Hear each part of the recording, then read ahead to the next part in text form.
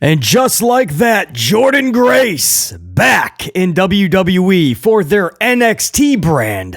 And by the time the night would end for NXT, All Ego Ethan Page would also debut to take out their world champion Trick Williams.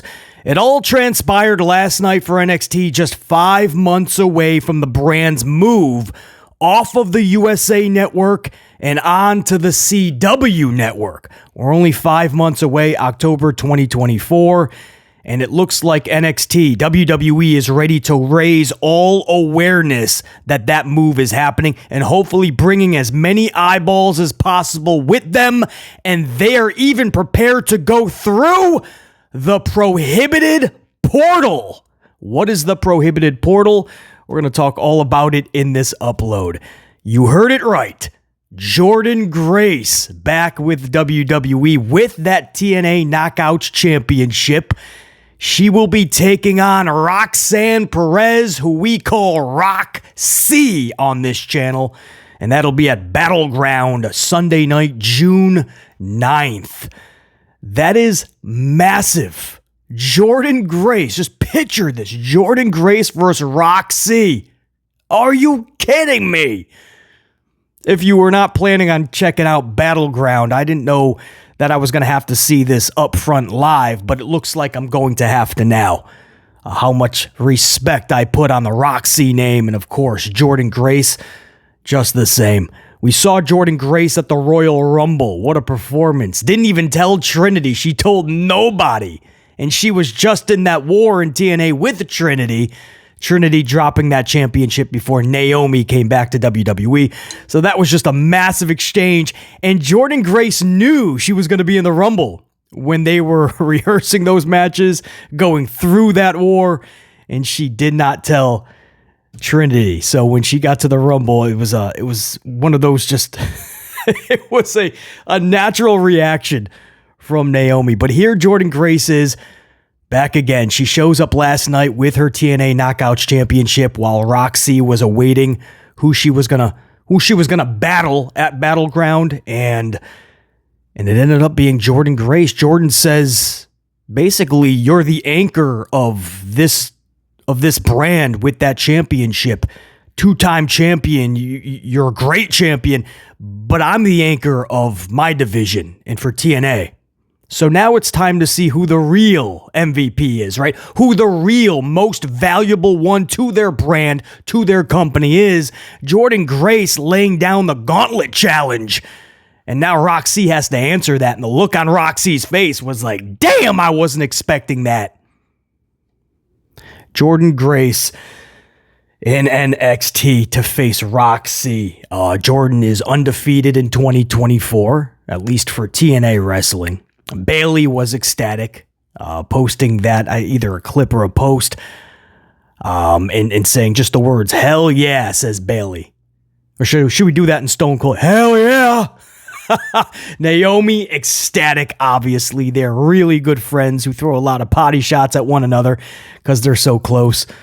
So a lot of people in WWE very high on Jordynne, and even Paul Levesque McMahon. You guys remember, I'm going to read this to you. This was right after her Royal Rumble appearance. This is what Paul Levesque McMahon said at that little scrum afterwards. I want to thank TNA for allowing Jordynne to be here and participate in the Royal Rumble. I thought she had a spectacular showing tonight. She's an amazing talent. It's exciting to just be able to branch out. I'm not going to use all these cliche terms about what door people are going through or anything like that, because that's stupid and silly. But partnerships and opportunities like this come along for some people once in a lifetime. I'm glad she had that opportunity. It is well deserved, and she is an incredible talent. End quote. That is a raving review by Paul Levesque McMahon to Jordynne Grace. Unfortunately, that kind of fell underneath the radar because all people took from that whole paragraph or two was the line on, I'm not going to use all the cliche terms about what door people are going through because that's stupid and silly. Everybody looked at that as a direct shot at Tony Khan, obviously, right? Because he created this Forbidden Door. They made a whole pay-per-view on Forbidden Door. So Paul Levesque McMahon's like, that's stupid and silly. We're not going to use stupid and silly terms. That's all people got from that. It wasn't the praise that he was heaping upon Jordan, unfortunately. But Jordan went along with it, right? Listen to this. Right after she debuted last night, this is what Jordan did. Jordynne Grace posts up new merch. Now, this is real. You could actually get these t-shirts, man. Maybe other merch as well. But I know there's definitely a shirt that she popped up right after she debuted last night for NXT. And the shirt just says Prohibited Portal. The Prohibited Portal. And it shows a graphic of like Jordynne Grace, or a shape like Jordynne Grace walking through this portal or out of this portal. But it's great, right? Forbidden Door, Prohibited Portal, right? She knows Paul Levesque McMahon doesn't want to use that. but he did say he doesn't want to use any cliche, stupid term. But this is all in good fun, obviously, right? Everybody's talking about a damn Forbidden Door for the last several years. So Jordan knows that that's kind of like laughed at in WWE's locker room. So she is going through the Prohibited Portal. I love it. How do you not LOL at that, man? That was a legit laugh out loud moment when I saw that. Only Jordan. I knew there was so much I liked about this gal. And now so many more people can actually see it. Now, I don't know how many more, right? NXT's viewership is down into the 6, sometimes 500,000s. So it's not that far off from like AEW. That's around 700 some odd. NXT is around 600 some odd.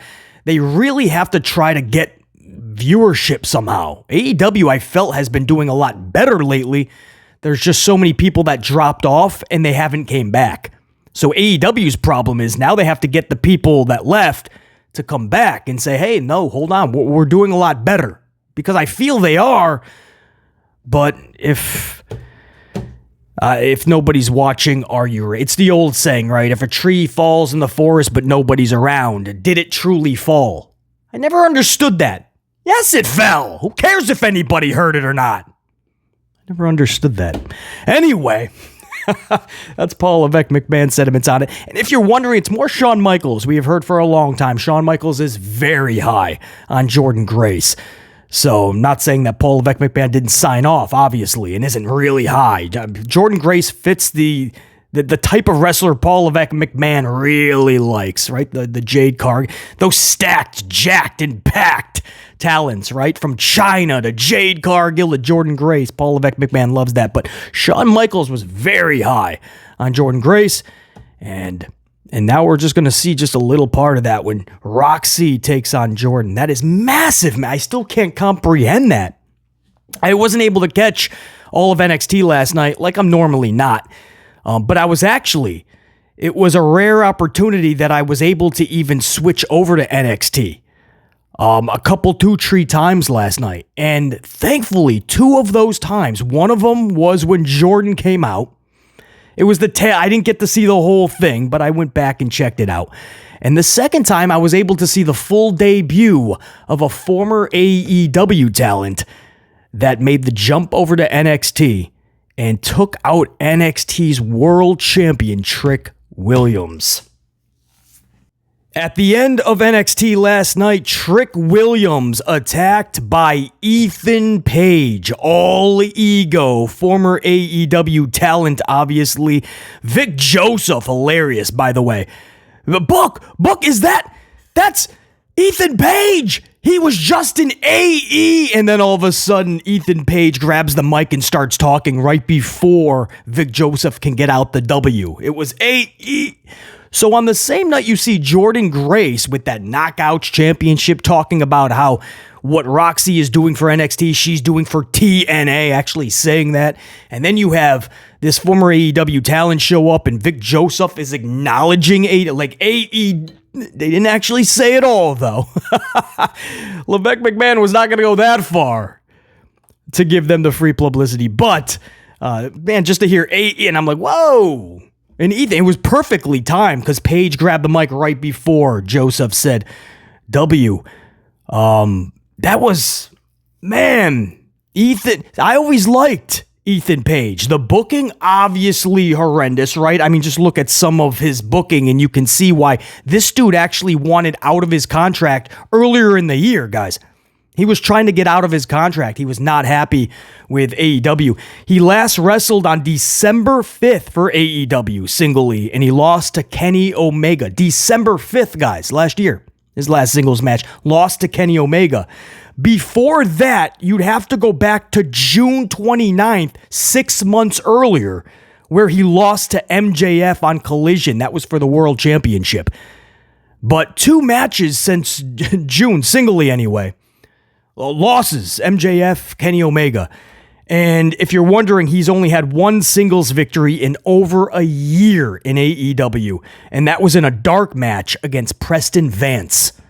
So I'm just giving you guys a little bit of a reasoning as to why this dude was not happy with his booking. It's the same thing we heard. Him and Brian Cage were kind of complaining at the same time, but it looks like it was kind of justified. But when you have a roster of so many individuals, it's hard. Tony Khan is realizing it's hard to juggle everybody. But still, you have to do so. Ethan Page is actually pretty damn good. You give this dude solid booking, he won't ask for another thing, right? You won't have to do too much. He'll carry everything else on his back. Ethan Page is like that. But this was one of those things where Ethan Page showing up, a lot of people go, oh, who cares? That's not going to move a needle. It's not really about that. I mean, this has much more significance than just inside that ring even. Like Jordynne Grace and Ethan Page, this was more of a statement show last night, 5 months away from the CW move. But I also want to acknowledge Ethan Page is a really good friend of Cody Rhodes. Usually good friends of Cody Rhodes find their way into WWE, right? Jade Cargill made up her mind pretty quickly when she saw Cody go back to WWE.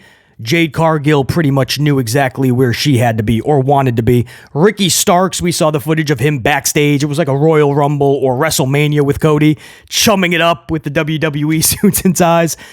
Ricky Starks, unless Tony Khan can pull a rabbit out of his hat, offer a boatload of money and really good booking, I truly believe Ricky Starks is WWE bound eventually as well. And now Ethan Page shows up out of nowhere, and he wanted out for a long time, almost like a Jade situation. So it's just an interesting connection to Cody Rhodes and how he does want to be around his people and give them a real chance. So it's pretty cool on one hand. On the other hand, people are going to go, oh, well, at this rate, Cody's going to bring everybody. You know, Dustin's coming back. That's the biggest shame, that we didn't have Dustin in that Roman Reigns feud with Cody. You know, the bloodline, and then you could have had the Rhodes family. I wanted to see Brandy Rhodes. I know. Usually it's no, not Brandy, but she would have fit. Brandy and Paul Heyman would offset each other. I think some really good promos between the two. Dustin Rhodes could have fended off Solo and such. It's a shame we didn't get Dustin Rhodes, man. You want the prohibited portal? A forbidden door? Get Dustin somehow, man. But that didn't come to fruition. But Ethan Page, I couldn't believe it, man. It was like Jordynne Grace and Ethan Page on the same night, and it was... You know, Vic Joseph about to mention AEW and seeing the TNA knockouts and the letter, just hearing TNA come out of Jordan's mouth on NXT television. Forbidden Door, prohibited portal, whatever you want to call this. It looks like maybe they know, you know, this WrestleMania fatigue, this post-Mania fatigue that is pretty vivid right now. Maybe they just want to take that they want to grab that football, take the Hail Mary shot, and hopefully bring some eyeballs to the product. CW does not want to debut NXT at 600,000 viewers, bro. I can tell you that right now. So they don't care what portal or door they got to get through. They just got to they got to make this interesting again. And I tell you this, if Ethan Page doesn't do it for you, Jordynne Grace definitely will. You might want to check out Roxy Jordynne Grace. It's going to be a match of the year candidate. I know I just recently said that about Cody Rhodes and Logan Paul, but longtime subscribers to this channel, especially channel members, they'll tell you I don't usually use that term often on the channel. Match of the month, match of the year, whatever. I don't usually talk like that. But Roxy and Jordan, grab your bevies, kick back, because that's going to be a match, man. And Ethan Page, I'm looking forward to what this dude does. He's got the talent. If they book him properly, if they give him the time of day, Ethan Page is going to rock NXT and wherever he goes afterwards. And before everybody props up Paul Levesque McMahon up on that pedestal for opening up these portals and says Vince would have never have done this, not entirely accurate. Before you pit the two against one another, Vince McMahon opened up the biggest portal back in the day. That was the ECW portal. Back in the day, ECW, even at their peak, was nowhere near WWF, and I loved ECW. I miss ECW, the original, Paul Heyman's, not the bootleg WWE version. But even at their peak, they were nowhere near WWF, but for some reason, Vince McMahon always lent that helping hand. Vince McMahon was always sending checks to ECW and Paul Heyman. Vince McMahon was putting ECW on his programming. ECW was on Monday Night Raw so many times, always helping out Heyman. And when Heyman is asked why, to this day, Heyman doesn't really know why. And when Vince McMahon was asked, Vince McMahon, his honest answer was, I just don't know. I saw something in Paul. There was something there in ECW. I don't know what it was. I just felt this. I felt like I had to help. I helped. And he would always just help out Paul Heyman. And ECW was a thing on WWF television. I mean, that's when you talk portals or forbidden doors, that's the biggest one you could think of back in the day, short of WCW and WWF doing something together. Like at the very end when Shane McMahon was in a WCW ring purchasing WCW. But that was the biggest portal. So I know in these times everybody likes to pit the two together. Vince would never have done this. Paul Levesque is saving wrestling. But these portals, doors, whatever you want to call them, these working relationships, they've always been a thing. Vince worked with Japan many times when many thought it wasn't going to be even possible. Vince worked with the ECWs. And even at the tail end, Vince brought Shane McMahon to WCW before he purchased it. It's different times. We just haven't seen anything like this, especially in one night. This was massive. So, pretty big though. Real quick too, I know that's the focal point of the upload, but a couple of things that just I came across has to be discussed. Jey Uso will be taking on Damian Priest for Damian's championship on a SmackDown taping, June 28th from Madison Square Garden, New York City. Now, we expect that to be a dark match, but still, brand split? What happened to the brand split? Even if it's for the live crowd, you're telling thousands in attendance, the brand split is only honored when we want to honor it. It only means something and matters when we want it to matter. And if we cross them, don't ask for an explanation or reasoning. Jey Uso and Damian Priest. Yes, on one hand, BC, it's a treat for the crowd. On the other hand, we're never truly going to look at these brand splits as a legit split if the company doesn't acknowledge their own brand split. Forget the treat. New York City, Madison Square Garden, I'm sure they'll be okay without seeing Jey and Damian for the title. There's plenty of talent on SmackDown to fulfill their desire to be entertained. They don't need to see Damian and Jey in a dark match, or if they decide to put that on the actual taping. They don't need to see that. I'm pretty sure, especially a crowd like New York, they just want you to honor what you are declaring, the brand split. It is split. Raw is Raw. SmackDown is SmackDown.